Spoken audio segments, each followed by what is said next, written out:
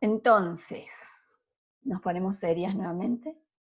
Decíamos que efectivamente la idea es avanzar sobre estas categorías que ustedes ya tuvieron la posibilidad de leer, la mayoría tuvo acceso al material, tuvo la posibilidad de leer estos apartados 5 y 7, inclusive de hacer algunas, avanzar en algunas escrituras respecto de qué implica entonces conocer para Bourdieu, ¿no? Y en relación a estas cuestiones vinculadas a la opinión, ¿no? Nosotros permanentemente nos encontramos en un escenario donde circulan enunciados en términos de opinión, ¿no? Entonces pensamos, esos enunciados en términos de opinión, ¿cómo aparecen en la escuela?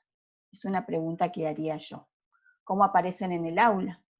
¿Cómo aparecen en el marco de las reuniones de los colectivos o de los grupos docentes? ¿No? Y allí, ¿cuál es mi posición como sujeto de conocimiento respecto de qué es conocer? Porque todo aquello es lo que me ayuda a tomar decisión respecto de cómo pienso mi clase, cómo selecciono mi material de lectura, cómo selecciono y construyo, ¿sí?, mis recursos didácticos, cómo selecciono y construyo inclusive aquellos elementos que me van a permitir diseñar, pensar y poner en juego mi planificación, ¿no? Vamos entonces, esperen que, vamos entonces a recuperar algunas de estas cuestiones que ustedes fueron señalando respecto del texto de Bourdieu. Sobre la primera cuestión, ¿alguien quiere compartir su producción? ¿O una pregunta, tal vez? ¿O las inquietudes? ¿O las dudas que surgieron al momento de resolver la guía propuesta? Aclaramos que la guía no era para hoy, para allá, ni siquiera era una obligación avanzar al día de hoy en algo, ¿no? Porque por ahí recibí algunas consultas así como de inicio de la lectura, y está bien, pero quizá alguien pispeando alguna cosa, o volviendo incluso a ver la clase anterior, o lo que sea, o frente a las preguntas, se encuentra con algunas dudas que las podemos conversar ahora. Es un buen momento.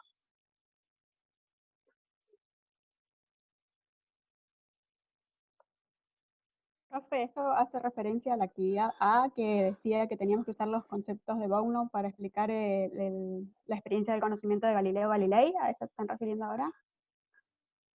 Sí, puedes. Bueno, Sí, perdón. sí, no sé si es esa, puedo leer lo que yo escribí.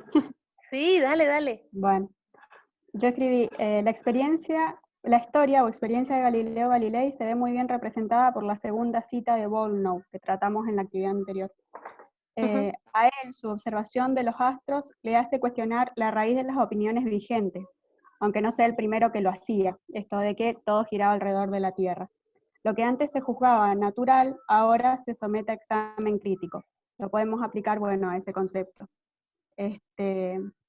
Por otro lado, hemos hablado de que el conocimiento y la posibilidad de conocer se da a partir de la relación con otros sujetos. Y esto lo puse porque es algo que me surgió a mí. En este caso podemos ver que mientras que Copérnico realizó estudios hasta sus últimos días, porque los mantuvo más bien en secreto, el hecho de que Galileo los expusiera como teoría fue lo que truncó su posibilidad de seguir desarrollando dichos conocimientos. Entonces en este caso lo que yo veía que además de que el conocer sí o sí exige que tengamos relación con otros sujetos, a veces esa relación también nos trunca ese conocimiento. Bueno, eso fue lo que yo puse.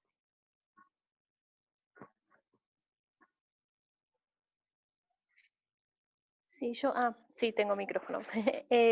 Sí, está buena esa, como ese análisis que vos haces. Me quedaba con esto último, que es como más novedoso de tu reflexión, porque, porque justamente algo que también sucede y que me parece que es parte de lo que dice Bourdieu en el texto, es que la opinión, vieron de que habla en realidad él el concepto es opinión individual, ¿no?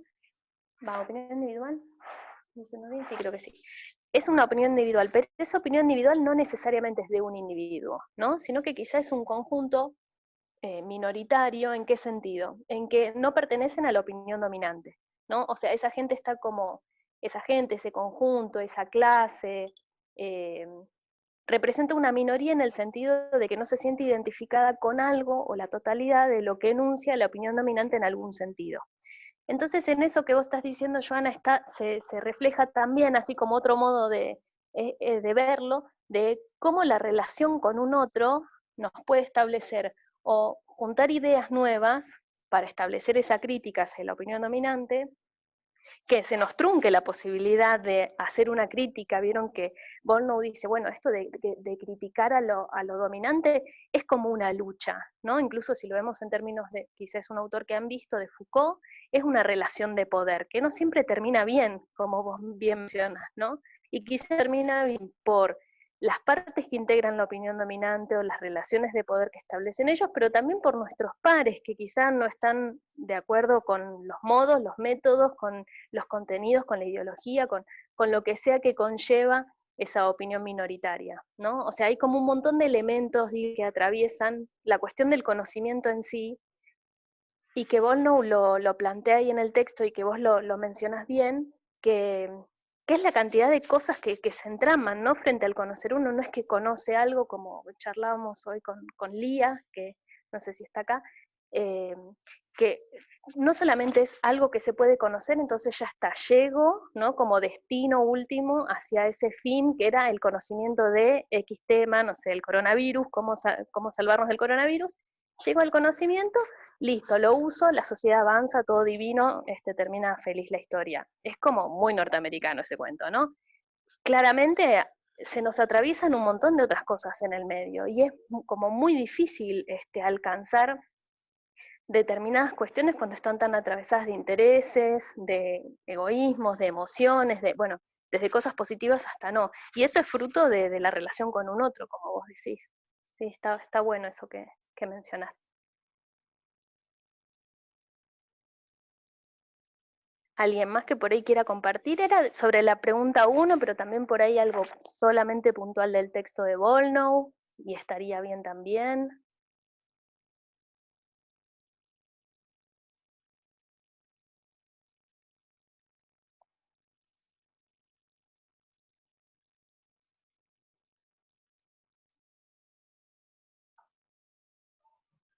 En esto que compartía Joana, aparece precisamente, claramente, estas tensiones a la hora de pensar la co-construcción del conocimiento o la construcción del conocimiento con otros en términos de relaciones de poder, ¿no? Pensar entonces la escuela también como un espacio un espacio social y una institución con determinado mandato social que pone en juego esas relaciones de poder, las cristaliza, y de hecho todos sus propósitos y sus objetivos fundacionales remiten a determinados intereses, ¿no? Entonces pensamos, ¿qué saberes aparecen en nuestros diseños curriculares y cuáles no? Pensemos en algo más cotidiano o más próximo, ¿no? Si nosotros pensemos en el diseño de media o en algunas formas de enunciar algunos espacios curriculares, ¿no? La materia o el espacio idioma moderno, ¿no? Y donde ese idioma moderno está remitido a solamente inglés, solamente francés, solamente italiano, en las instituciones en las que se puede optar o elegir, por ejemplo. Pone en evidencia también cómo son validados y legitimados, no me acuerdo ahora quién señalaba el encuentro pasado alrededor de la legitimidad y la validez de determinados saberes que toma la escuela, ¿no? Como institución social y opera o actúa para que se sigan reproduciendo determinadas lógicas y conocimientos, ¿no? Construcciones validadas socialmente. ¿Por qué seguimos pensando en inglés, en francés o en italiano y no en otros idiomas, ¿no? Validados como también idiomas modernos, ¿no? Los únicos idiomas modernos por excelencia serían inglés, francés, italiano. ¿O por qué consideran ustedes que solamente pueden asumir esta denominación y esta validez esos idiomas? una pregunta que nos puede invitar a seguir pensando, bueno, ¿por qué por qué hablamos de el conocimiento en términos de estas construcciones y estas relaciones de poder, ¿no? Donde aparecen claramente elementos de dominación de determinados sectores y determinados mandatos. ¿Alguna otra pregunta vinculada a en lo que van avanzando de la escritura o la producción? Yo tengo una pregunta. Sí, Lía. Del texto dice, a ver si lo encuentro. Dice, la presión del medio se encarga de que el individuo no tenga, por mero afán de novedad, la peregrina idea de desafiar la opinión dominante, sino que solo lo haga cuando se ve compelido a ello por una necesidad profunda. Me llamó la atención esa frase porque es como, ¿qué sería una necesidad profunda para la opinión dominante? Que una persona, otra persona individual, con espíritu crítico buscase la verdad, digamos, o su propia opinión, en este caso. Una necesidad profunda, ¿a qué se referiría? Como aceptada para que pudiese buscar. Por ahí, perdón que tomo la posta así para acercar ahí alguna idea, pero se me ocurre que esto de pensar una necesidad profunda puede ser, no lo pienso en términos de la escuela, como decía Mariana, ¿no? Estaba haciendo el esfuerzo, pero no se me ocurre ningún ejemplo, así que voy como algo como de la vida cotidiana, ¿no? Una necesidad profunda puede ser una necesidad de supervivencia, como algo muy concreto, ¿no? No sé, viendo en los medios de comunicación, espero que por ahí el ejemplo es el que se me ocurre ahora. En estos días vieron que falleció una mujer dentro del barrio 1114, si no me equivoco, que es producto del contagio del coronavirus, ¿no? Esa mujer, bueno, salió en varios medios de comunicación.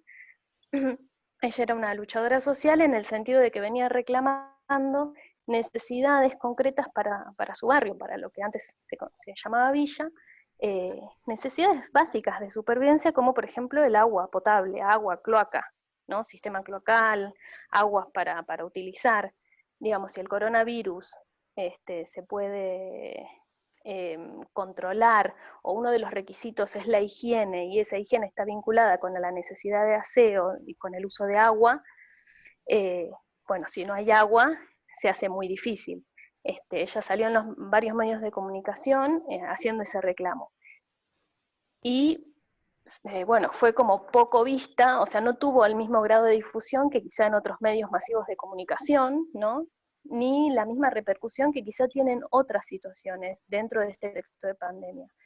Pensando en eso, creo que, digamos, si los vemos en el término de Volnau, la búsqueda es una búsqueda de satisfacer una necesidad, de que esa necesidad sea conocida y de, digamos, quebrar la opinión dominante en el sentido de que hay barrios que tienen necesidades que no son satisfechas, ¿no? Creo que se me ocurre verlo en ese ejemplo porque creo que es un ejemplo como extremo. Y creo que eso sería algo que molesta, por decirlo mal y pronto, a la opinión dominante, para seguir hablando en términos del autor, y eso es lo que hace de que frente a una necesidad imperiosa, poniendo ese ejemplo, es en el que uno sale, digamos, a reclamar por lo que considera de que es lo que corresponde y que la opinión dominante no lo está analizando, ni siquiera lo está contemplando como criterio de verdad dentro del discurso oficial que circula en los medios de comunicación, ni hablar en términos políticos o gubernamentales, ¿no? Se me ocurre ese ejemplo como para ser extremo, digamos.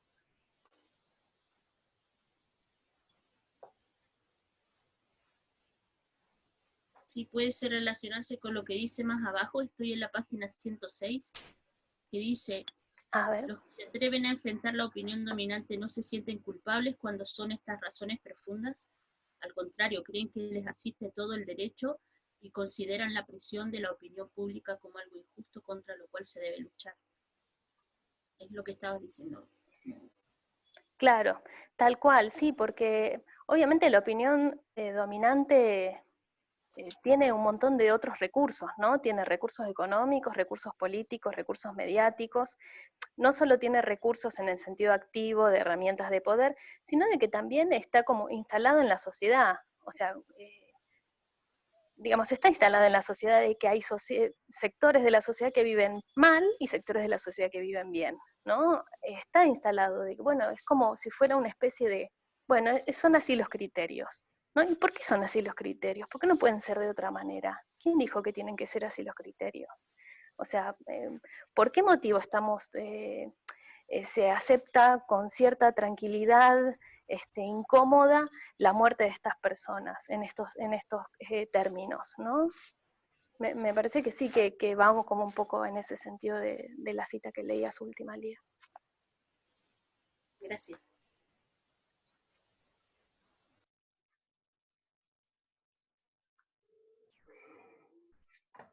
Esto, digamos, pone sobre la mesa, bueno, precisamente esta opinión dominante es seguramente la que se instala como opinión colectiva, entre comillas, y como sentido común, ¿no? Instalando esta idea de que hay cuestiones que no se cuestionan, ¿no? Entonces ahí no hay posibilidad de construcción crítica, ¿no? De hecho, fíjense que permanentemente resuenan algunas categorías como naturalizar o desnaturalizar, ¿no? Enunciados y planteos que se van a trabajar una y otra vez a lo largo de la formación docente. Y si lo pensamos, tal vez recuperando algunos aportes de otros autores y que lo vamos a ir leyendo de la mano de lo que nos propone también Sirven, ¿no? Dentro del espacio, pero que al mismo tiempo es revalorizado desde enunciados, por ejemplo, de Gentili, autor que van a trabajar en otro espacio. ¿De qué manera, digamos, la escuela, en esta construcción del conocimiento, aporta para desnaturalizar determinadas prácticas, para poner en cuestión, ¿no?, determinadas opiniones y enunciados o juicios, ¿sí?, que no se cuestionan de ninguna manera, ¿no? Esto que uno livianamente diga, bueno, sabemos que hay una sociedad y hay sectores que viven bien, sectores que vivan mal, bueno, ¿qué hago con este enunciado? Y a partir de allí, de ese reconocimiento y de ese tomar conciencia, ¿qué propongo desde mi espacio de construcción de conocimiento, ¿no? Por eso nos parecía interesante recuperar del aporte del autor, bueno, cómo se avanza hacia esta construcción crítica y esta posibilidad de pensar el conocimiento desde este lugar. ¿Alguna otra pregunta, duda, inquietud en relación a lo que han avanzado en sus lecturas o en lo que van compartiendo las compañeras?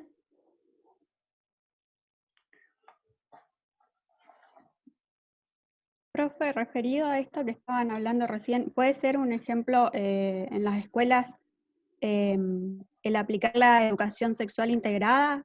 ¿Puede ser eso? Que en ese caso puede ser que unas opiniones, digamos, minoritarias tengan que enfrentarse a opiniones colectivas, que en su momento, digamos, es un poco... Yo me acuerdo cuando yo iba a la escuela, hubieron padres que se negaron a que sus hijos recibieran la charla esta que se daba cuando estábamos llegando a la pubertad, ¿no? Por ejemplo, este tipo de cosas puede ser un ejemplo o no. La educación sexual integral, efectivamente, como señala Joana, es un contenido, digamos, es un saber y es una construcción propia del sujeto a lo largo de su vida, ¿no? Ahora, que la escuela la tome y que el Estado lo reivindique como contenido a ser enseñado, pone en tensión y pone en discusión elementos y posiciones sociales respecto de quién debe propiciar determinados saberes, ¿no? Y acá hay una categoría que es central y que es pensar en la categoría integral, ¿no? No hablamos de la sexualidad livianamente, sino que hablamos precisamente de la integralidad de la construcción de identitaria del sujeto y de los elementos de la educación sexual integral que brinda o que intenta brindar la escuela.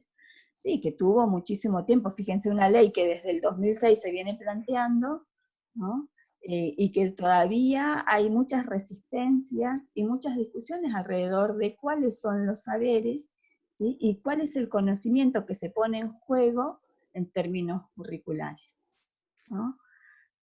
Si bien están claramente definidos los ejes de trabajo, las puertas de entrada, los NAP y una serie de instrumentos legales que de alguna manera avanzan más allá de la ley, hay mucho por construir, y es claramente un ejemplo donde se piensa, bueno, la construcción social e histórica del conocimiento, ¿no? Y en este caso, un contenido que está en disputa, digamos, socialmente, ¿no? Y que pone de relieve también pensar al sujeto en términos de sujeto de derecho. Otro elemento que no es menor dentro de las escuelas, o dentro de la institución social escuela. Sí, está bueno eso que decís, Mari, porque recién alguien preguntaba ahí si acaso, por ejemplo, no hay un tema que esté relacionado con el lenguaje, si el lenguaje puede ser un buen ejemplo. Entiendo que la pregunta es si el lenguaje dentro de las escuelas puede ser un buen ejemplo también como algo, digamos, que fue cambiando con el paso del tiempo, ¿no? Creo entender eso de la pregunta. Pero ¿por qué se me ocurría esto? Porque a partir de esto que Joana y que vos, Mari, dicen en relación a la CESI, ahí lo pensamos en términos como de un espacio que se abre, bien, de un espacio que se abre para conversar, discutir, traer cuestiones, dudas sobre una temática específica que es la sexualidad en su sentido integral.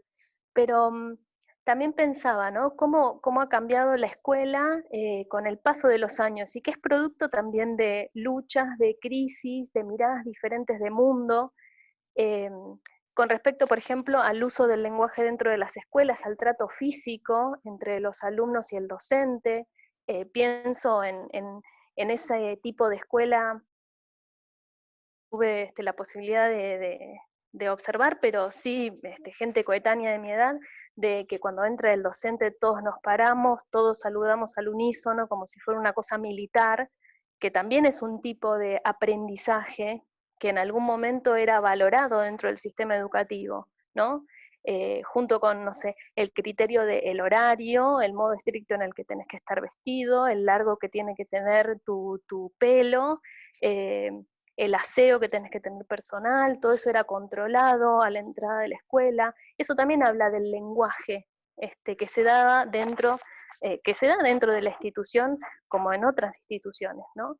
Y eso también creo que es producto, resultado del cambio de esos modos de luchas, ¿no? De luchas en el sentido de críticas, de dudas, de cuestionamientos, de por qué la escuela tenía que brindar ese modo y no otro, que hemos dado los docentes, pero también todos, digamos, los integrantes del sistema educativo que hemos padecido esas situaciones de un modo u otro.